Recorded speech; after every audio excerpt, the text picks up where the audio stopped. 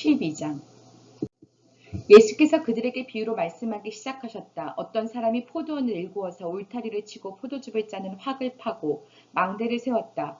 그리고 그것을 농부들에게 새로 주고 멀리 떠났다. 때가 되어서 주인은 농부들에게서 포도원 소출의 얼마를 받으려고 한 종을 농부들에게 보냈다. 그런데 그들은 그 종을 잡아서 때리고 빈손으로 돌려보냈다. 주인이 다시 다른 종을 농부들에게 보냈다. 그랬더니 그들은 그 종의 머리를 때리고 그를 농역하였다. 주인이 또 다른 종을 농부들에게 보냈더니 그들은 그 종을 죽였다. 그래서 또 다른 종을 많이 보냈는데 덜어는 때리고 덜어는 죽였다. 이제 그 주인에게는 단 한 사람, 곧 사랑하는 아들이 남아 있었다. 마지막으로 그 아들을 그들에게 보내며 말하기를 그들이 내 아들이야 존중하겠지 하였다. 그러나 그 농부들은 서로 말하였다. 이 사람은 상속자다. 그를 죽여버리자. 그러면 유산은 우리의 차지가 될 것이다. 그러면서 그들은 그를 잡아서 죽이고 포도원 바깥에다가 내던졌다. 그러니 포도원 주인이 어떻게 하겠느냐. 그는 와서 농부들을 죽이고 포도원을 다른 사람들에게 줄 것이다. 너희는 성경에서 이런 말씀도 읽어보지 못하였느냐. 집을 짓는 사람이 버린 돌이 집 모퉁이의 머릿돌이 되었다. 이것은 주님께서 하신 일이요. 우리 눈에는 놀랍게 보인다. 그들은 이 비유가 자기들을 겨냥하여 하신 말씀인 줄 알아차리고 예수를 잡으려고 하였다. 그러나 그들은 무리를 두려워하여 예수를 그대로 두고 떠나갔다.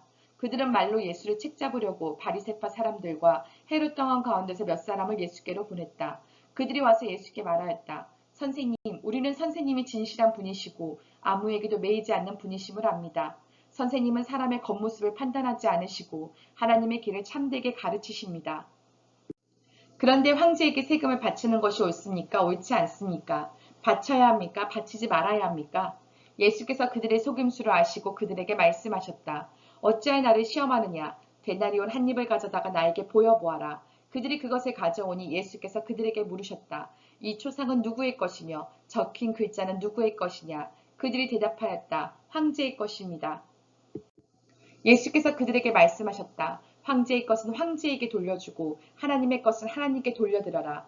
그들은 예수께 경탄하였다. 부활이 없다고 주장하는 사두개파 사람들이 예수께 와서 물었다. 선생님, 모세가 우리에게 써주기를 어떤 사람의 형이 자식이 없이 아내만 남겨두고 죽으면 그 동생이 그 형수를 맞아들여서 그의 형에게 대를 이을 자식을 낳아줘야 한다고 하였습니다.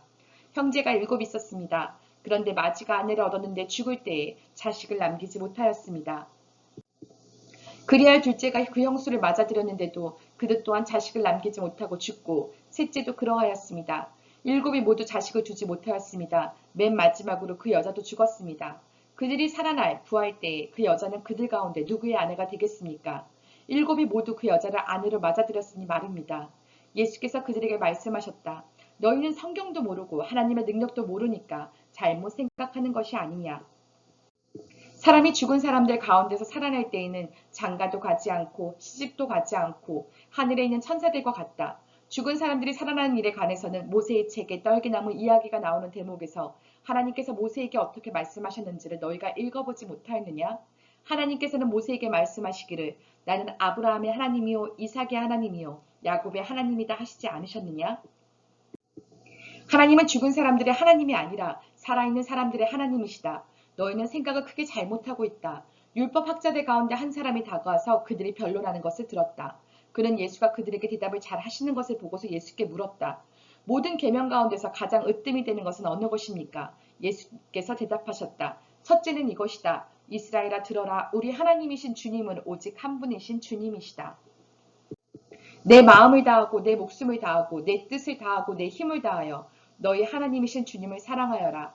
둘째는 이것이다. 내 이웃을 내 몸같이 사랑하여라. 이 계명보다 더 큰 계명은 없다. 그러자 율법학자가 예수께 말하였다. 선생님 옳은 말씀입니다. 하나님은 한 분이시오. 그 밖에 다른 이는 없다고 하신 그 말씀은 옳습니다. 또 마음을 다하고 지혜를 다하고 힘을 다하여 하나님을 사랑하는 것과 이웃을 자기 몸같이 사랑하는 것이 모든 번제와 희생제보다 더 낫습니다. 예수께서는 그가 슬기롭게 대답하는 것을 보시고 그에게 말씀하셨다. 너는 하나님의 나라에서 멀리 있지 않다. 그 뒤에는 감히 예수께 더 묻는 사람이 없었다. 예수께서 성전에서 가르치실 때에 이렇게 말씀하셨다. 어찌하여 율법학자들은 그리스도가 다윗의 자손이라고 하느냐. 다윗이 성령의 감동을 받아서 친히 이렇게 말하였다. 주님께서 내 주께 말씀하셨다. 내가 내 원수를 내 발 아래에 굴복시킬 때까지 너는 내 오른쪽에 앉아 있어라. 다윗 스스로가 그를 주라고 불렀는데 어떻게 그가 다윗의 자손이 되겠느냐. 많은 무리가 예수의 말씀을 기쁘게 들었다.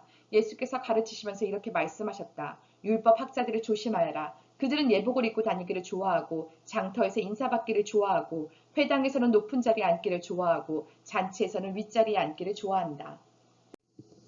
그들은 과부들의 가상을 삼키고 남에게 보이려고 길게 기도한다. 이런 사람들이야말로 더 엄한 심판을 받을 것이다. 예수께서 헌금함 맞은쪽에 앉아서 무리가 어떻게 헌금함에 돈을 넣는가를 보고 계셨다. 많이 넣는 부자가 여럿 있었다. 그런데 가난한 과부 한 사람은 와서 랩돈 2닙, 곧 한 고드란트를 넣었다. 예수께서 제자들의 곁에 불러놓고서 그들에게 말씀하셨다. 내가 진정으로 너희에게 말한다. 헌금함에 돈을 넣는 사람들 가운데 이 가난한 과부가 어느 누구보다도 더 많이 넣었다. 모두 다 넉넉한 데서 얼마씩을 떼어 넣었지만 이 과부는 가난한 가운데서 가진 것 모두 곧 자기 생활비 전부를 털어넣었다.